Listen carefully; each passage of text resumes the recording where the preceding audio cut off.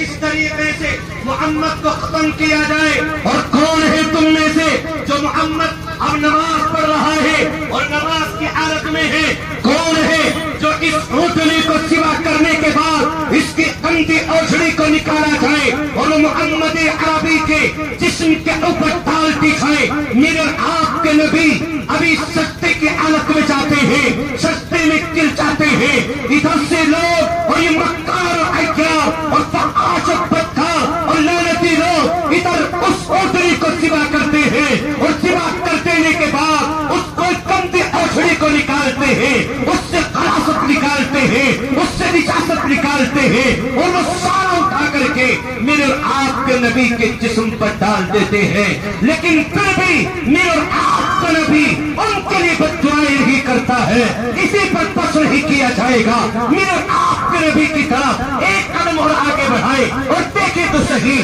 میرے اور آپ کے نبی نماز کی حالت میں ہے، ادھر رسی کا پھندا ڈال کر ایک دائیں طرف کھینچتا ہے، ایک بائیں طرف کھینچتا ہے، خود فاطمہ الزہرا بیان کرتی ہے میرے آپ کے نبی کی زبان باہر نکل کر کے آ گئی، اسی پر بصری کیا جائے گا۔ لیکن وہ آج وہ ہم سب کا نبی اس میں زمین کے اوپر تڑپ تڑپ کر کے کہتا ہے یا رب امتی امتی امتی، پروردگار یہ میری امت ہے، میری امت ہے، تو اس امت کو معاف کر دینا۔